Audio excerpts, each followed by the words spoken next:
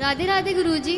हाँ, राधे राधे। जैसे 84 लाख योनियाँ होती हैं और हमारे कर्मों के आधार पर हमें वो योनियाँ मिलती हैं, तो उन योनियों में क्या हमको पता होता है कि हमने ये कर्म किया था और हमें अभी ये योनि मिली है इस वजह से?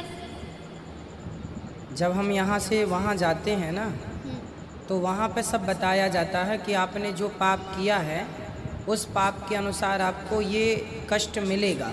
पर जब मिलने लग जाता है, जैसे अब कोई गधा बना है तो गधे को पता नहीं कि हम किस पाप से गधे बने हैं, परंतु गधा बनने के पहले पूरा रिप्रेजेंट किया जाता है आपका पाप पुण्य आपके सामने कि देखो आपने ये पाप किया है, आपने ये पाप किया है, ये पुण्य है तो पुण्य का फल भी मिलेगा, पाप का भी मिलेगा, तो वो बताया जाता है। पर जब आप भोगने लग जाते हैं तब याद नहीं रहता, जब भोग के जाते हैं फिर दोबारा। और मेरा दूसरा प्रश्न ये है गुरुजी कि आपने बताया था सबसे लास्ट वाली जो योनि हमें मिलती है वो गाय की योनि मिलती है, तब हम सारे पापों से मुक्त हो जाते हैं, पवित्र हो जाते हैं। तो गाय की जो योनि मिलती है, पर गाय को भी मतलब कष्ट तो मतलब सहने पड़ते हैं, वो भी बाहर की रोटी खाती हैं, हर गाय ऐसी नहीं होती कि उनको पाला जाता है, तो फिर पवित्र हो जाते हैं उसके बाद भी जो कष्ट उनको मिलते हैं। पवित्र हो जाने के बाद भी कुछ तो रह ही गया, तब तो गाय की योनि अंतिम योनि है ना। तो गाय सबसे पवित्र है, कोई पूजे गाय को ना पूजे, कोई रोटी दे ना दे, पर गाय अपने आप में तो माता है ही ना, तो वो पवित्र है, उसके दर्शन मात्र से हम पवित्र होते हैं, इसलिए वो पवित्र योनि है। अब वो पवित्र योनि है, ये आवश्यक नहीं है कि कोई उसे रोटी दे या ना दे, वो अपने आप में पवित्र योनि में चली गई है, ये है। फिर उसके बाद सीधा अवसर मनुष्य का। धन्यवाद गुरुजी। खुश रहिए।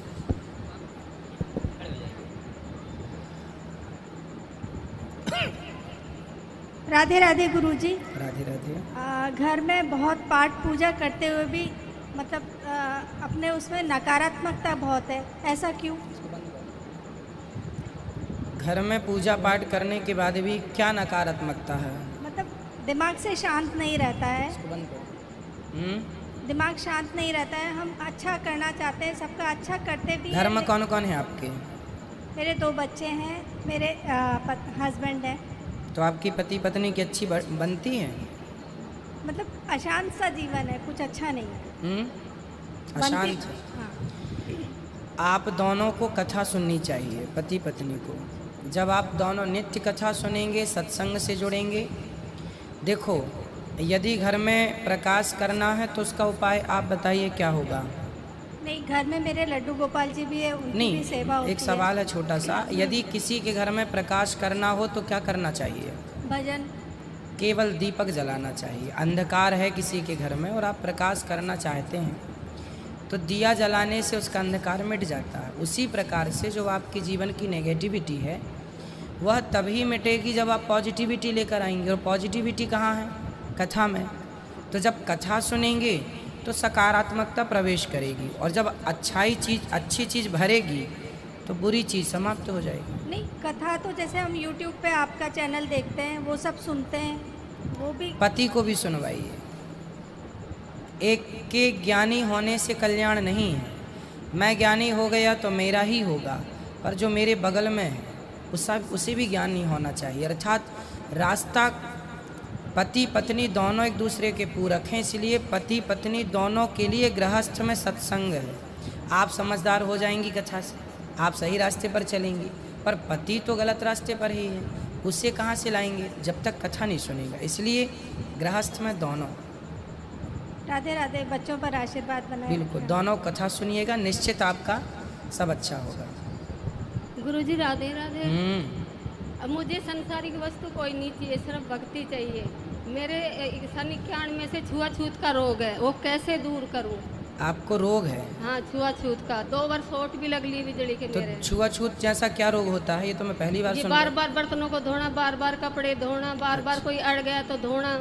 और तो अभी गाय को भी, गौ में तो सब देवता विराजमान है, जो खूंटे बंदी गाय ना उसको तो रोटी दे दूंगी। तो जब आपको पता है कि आपकी ये आदत गलत है तो आप सुधार क्यों नहीं लेती? खूब प्रयास करती हूँ खूब। 3-3 दिन होते भूखी पड़ी रहती हूँ, रोते रोते।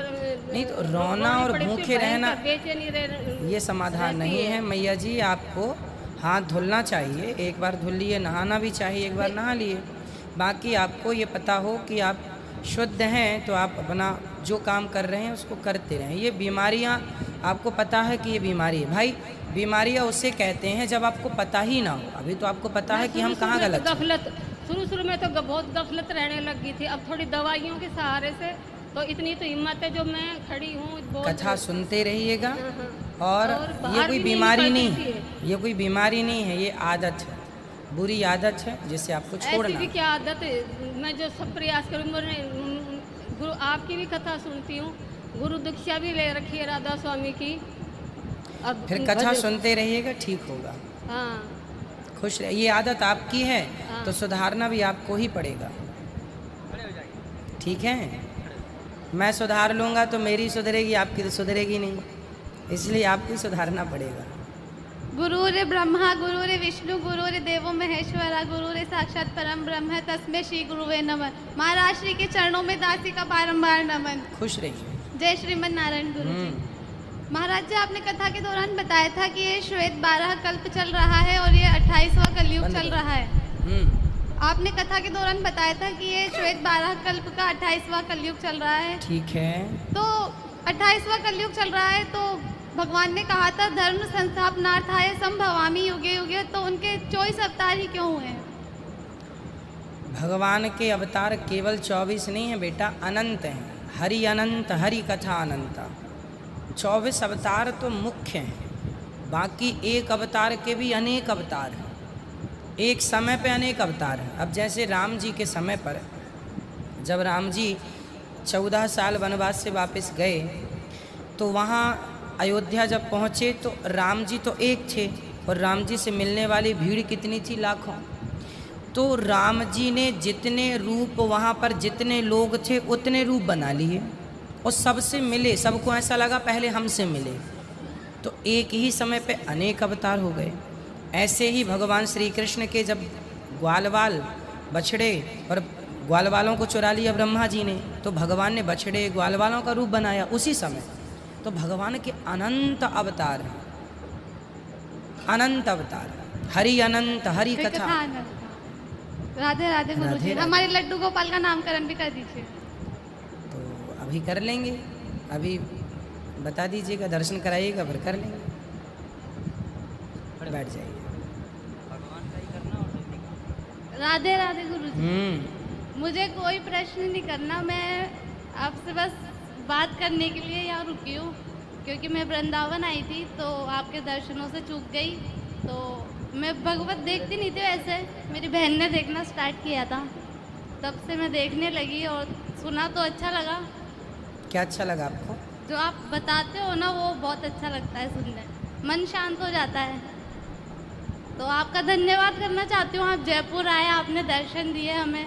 खुश रहिए, खुश रहिए, धन्यवाद। प्रसन्न रहिए। हमारा अच्छे अगर आपको कैसे अच्छा लगे तो लाइक करना, शेयर करना, चैनल सब्सक्राइब करना, राधे राधे जरूर।